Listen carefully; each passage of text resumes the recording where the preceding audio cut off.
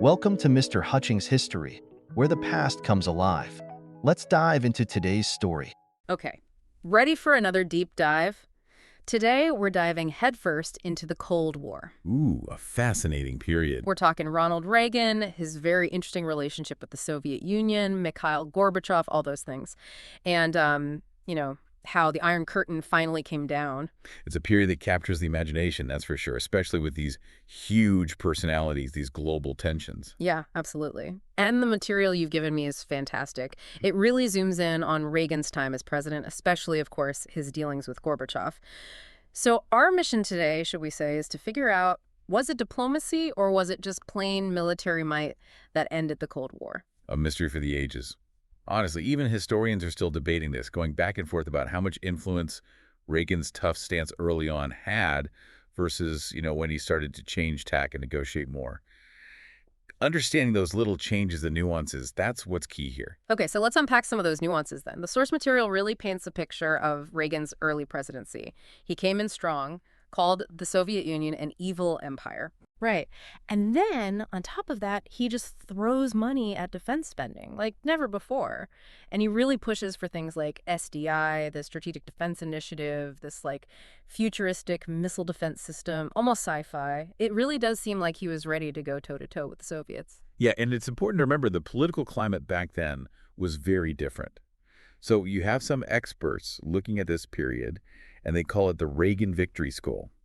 Basically, they say this aggressive approach, all that military buildup, that's what did it. That's what brought the Soviet Union down. Really? Yeah, they argue it put so much pressure on the Soviets that, the cracks in their whole system started to show, Yeah. They had to make changes. It just became impossible to keep the Cold War going. Okay, so that's one side of the argument, right? But then things get really interesting because our sources tell us about this big shift.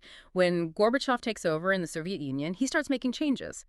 Glasnost, Perestroika, trying to be more open, restructure things. And suddenly, the relationship with the U.S. starts to thaw. They're having these summits. There's actual dialogue happening. It's like a complete turnaround. Absolutely. So does that mean that Reagan's initial, tough guy act, was it all just a tactic to get the Soviets to the negotiating table in the first place? Well, that's the million-dollar question, isn't it? It's easy to think of Reagan as just being confrontational, always wanting to flex his muscles.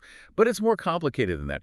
Even during his first term, you can see moments where he's open to talking, to diplomacy, like the Geneva Summit in 1985. That's a good example. Okay. And what's really fascinating, the source material mentions this, Reagan's personality really comes into play here.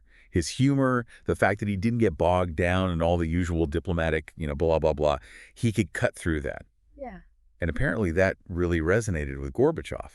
So even in this incredibly high-stakes diplomacy, there's this personal connection forming. That's something we'll see develop as we go further into the relationship. It's like building bridges instead of walls. Right. Right.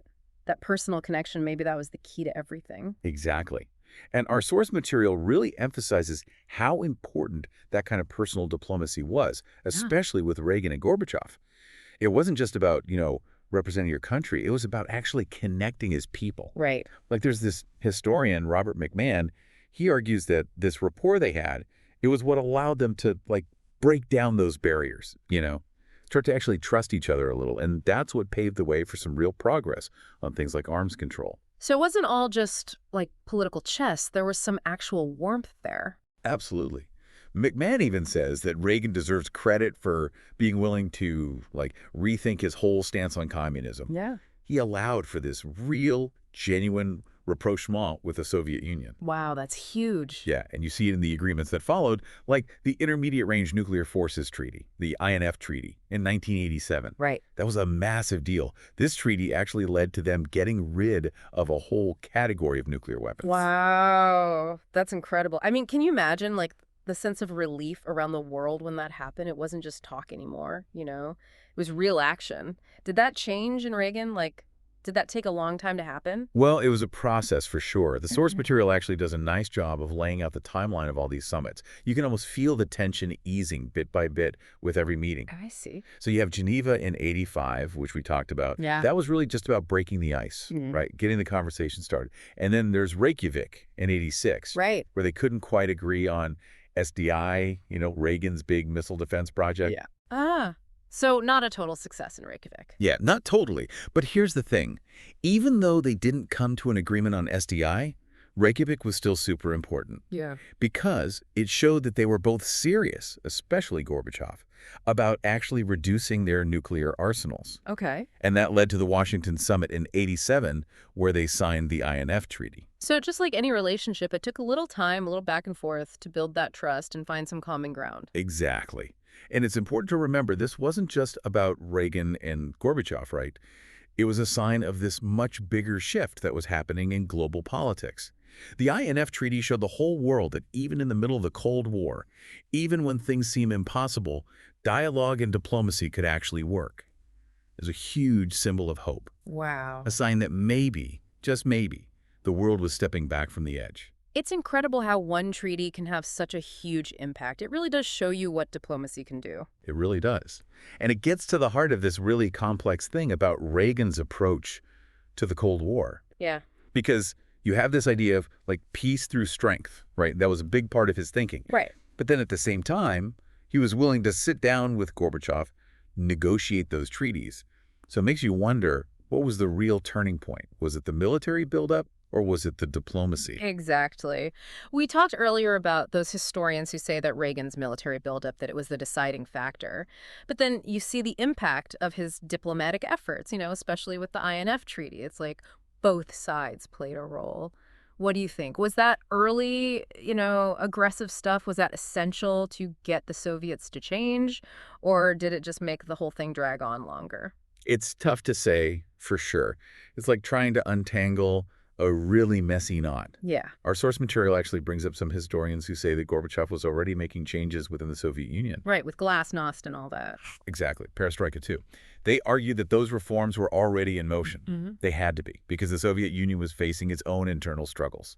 So in their view, it was those internal pressures, not so much Reagan's policies, that were the bigger factor.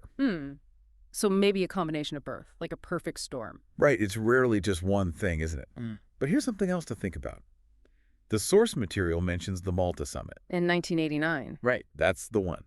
And even though Reagan wasn't president anymore, a lot of people see that summit as the official end of the Cold War. Wow. So those decisions he made early on, they really did have a ripple effect.